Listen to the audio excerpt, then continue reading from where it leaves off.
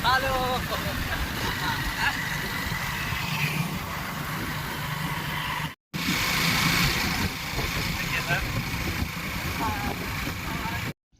Hello दोस्तों। Hello. तो आज हमारे साथ हैं इंजीनियर आकाश सर, जो कि 2022 में उत्तर प्रदेश राज्य सरकार के अधीन बिजली विभाग में एक एज ए इंजीनियर काम कर रहे हैं। बहुत बहुत स्वागत है सर आपका हमारे इस प्लेटफॉर्म पर।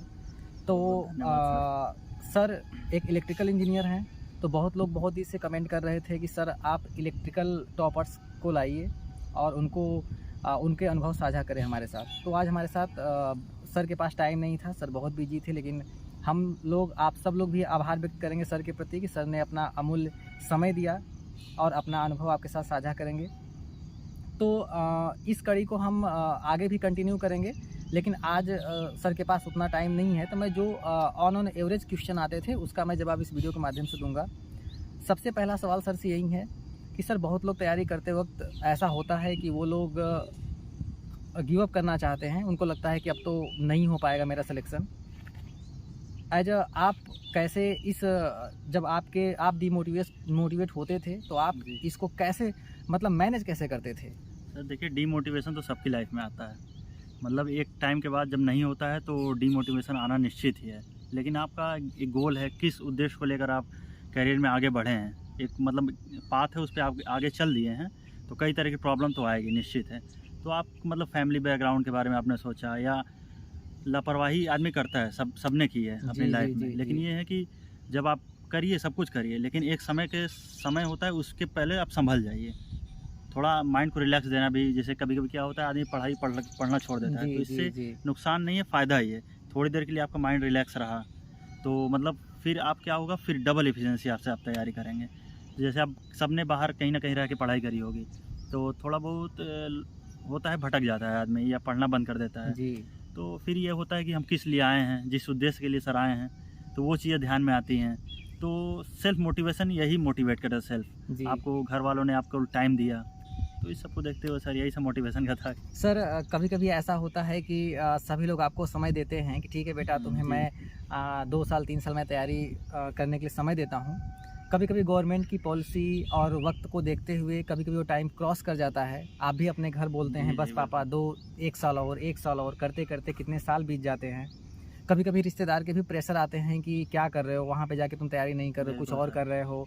आपको तरह तरह के कमेंट झेलने पड़ते हैं, आप डर के मारे घर भी नहीं आते, है ना।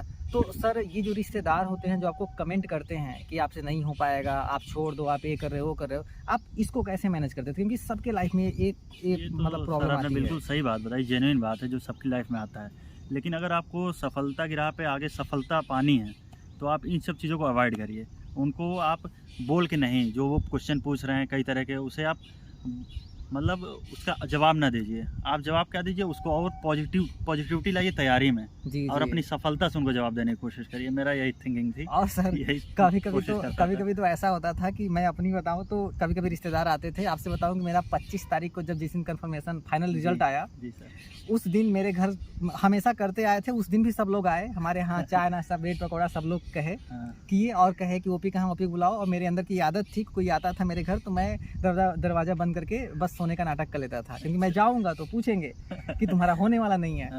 तो या तो मैं कोचिंग चला जाता था या फिर मैं दरवाजा बंद करके, चाहे रिश्तेदार कितना भी घनिष्ठ आ जाए, लेकिन मैं ऐसा करता था।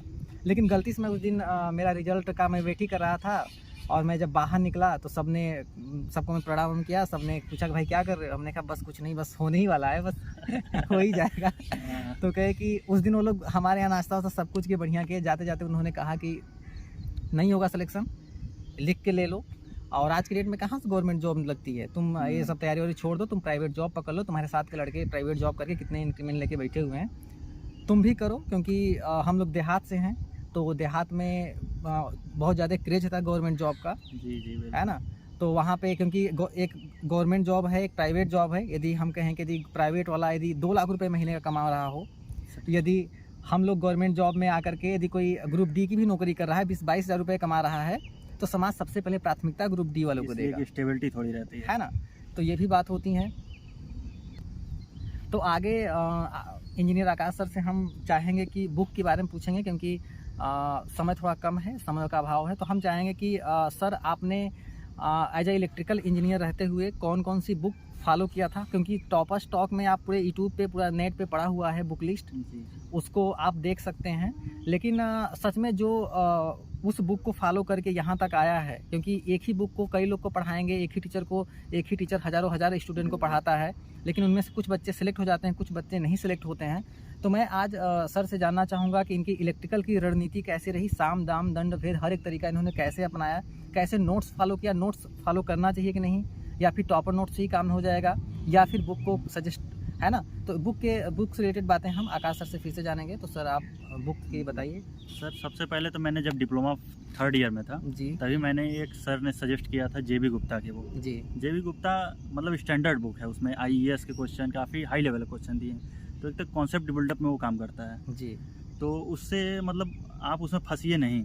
उसमें क्या है, जो क्वेश्चन आपको आते जाएं लगाते जाइए, ख़त्म करिए उसको, क्योंकि उसमें बहुत ज़्यादा क्वेश्चन मिलेंगे जो JEE लेवल से अप रहते हैं। जी सर। फिर उसके बाद मैंने एक बुक फॉलो की थी RK राजपूत, वो लगभग डिप्लोमा लेवल की है, JEE लेवल की बुक है, उसको एक बार ख़त्म कर दीजिए। कोई बुक लेने का मतलब है आप एक बार ख़त्म कर दीजिए, जी, ये ना सोचिए कि क्वेश्चन में फंस रहे हैं या बहुत ईजी है बहुत टफ है, लगाने की कोशिश करिए, आया तो ठीक है, नहीं तो टिक लगा के आगे बढ़िए। फिर उसके बाद आज एक यूथ पब्लिकेशन की बुक आती है, वो जी। क्या है मतलब तमाम प्रीवियस ईयर क्वेश्चन का कलेक्शन रहता है, तो वो भी बेस्ट है एक तरह से, वो कर सकते हैं। और सबसे बड़ी चीज़ है कि आप किसी कोचिंग में पढ़ रहे होंगे, किसी ना कोचिंग जी, जी, तो उसको क्या है उसकी नोट्स पढ़िए, इधर उधर भटकने की कोशिश नहीं, जहाँ पढ़ रहे हैं उसको अच्छे से पढ़िए। उसके बाद प्रैक्टिस के लिए ऑब्जेक्टिव के लिए तमाम सोर्सेज हैं, प्लेटफॉर्म है, ऑनलाइन प्लेटफॉर्म है, उसके थ्रू आप प्रीवियस ईयर क्वेश्चन की प्रैक्टिस कर सकते हैं। तो यही सब रहा था मेरा। तो सर एक क्वेश्चन मैं आपसे और करना चाहूँगा, क्योंकि ज़रूरी नहीं है कि हर एक बच्चे को कोचिंग को अफोर्ड कर सकें। बहुत ऐसे बच्चे जानना चाहते होंगे कि सर यदि हम सेल्फ स्टडी करें तो क्या मैं इंजीनियर बन सकता हूँ सेल्फ स्टडी करने के बाद में। और जहाँ तक रही आपने सर बताया कि यूथ कंपटीशन, तो हमने भी यूथ कंपटीशन को फॉलो किया। सबसे पहले मेरा भी स्टेप बाय स्टेप रहता था। जैसे सबसे पहले मैं स्टार्टिंग किया यूथ कंपटीशन, क्योंकि यूथ कंपटीशन एक ऐसी बुक है, मैं उसको प्रचार नहीं कर रहा हूँ, क्योंकि यूथ कंपटीशन भारत में जहाँ जहाँ इंजीनियरिंग बैकग्राउंड का पेपर हुआ है उन सबका आपको कलेक्शन मिल जाएगा। तो आपको यूथ कंपटीशन करने से एक अंदाज़ा लग जाएगा कि आयोग की मंशा क्या है, आखिर इंजीनियरिंग बोर्ड, अभियंत्रण जो बोर्ड है वो चाहता क्या है आपसे, पैटर्न पता चल उसका पैटर्न पता चल जाएगा कि मतलब कितनी औकात है इंजीनियरिंग की, क्या आप उसमें डिजर्व करते हैं कि नहीं, आप कितने पानी में हैं, कितने पानी में पेपर बन रहा है, आप ये सब चेक कर पाएंगे। ठीक है, तो हमने भी ऐसा किया। सबसे पहले youth competition as a JEE लाया, उसके बाद यूथ कंपटीशन हमने AE लाए। AE जब खरीदे मैंने 8000 क्वेश्चन की सीरीज आती थी, उसको मैं 10-12 बार मैंने पढ़ा। और डेली मैंने अपना वो भी शेयर किया था कि डेली कम से कम 400-500 क्वेश्चन डेली हमने करने की मैं आपको भी करता हूँ कि आप करिए, जितना हो सके उतना क्वेश्चन प्रैक्टिस करिए। तो उसके बाद फिर उसमें, क्योंकि आप जब AE का लेंगे तो स्टेट जितने भी AE होंगे, क्योंकि JEE का जब भी लेवल अप होगा तो AE से AE तक पहुँच AE पे जाएगा, और AE का जब अप लेवल होगा तो गेट पे जाएगा, तो गेट से आप क्रॉस नहीं कर पाओगे। तो इसका मतलब कि यदि हमें 1000 मीटर दौड़ की तैयारी करनी है तो हम 2000 मीटर की तैयारी कर लें। बिल्कुल सही है ना। तो एक बात आप ध्यान दीजिएगा, यदि आपको JEE बनना है तो आप कम से कम AE लेवल का स्टैंडर्ड अपना रखिए, तभी बन पाएंगे। आज बहुत कंपटीशन बढ़ गया है।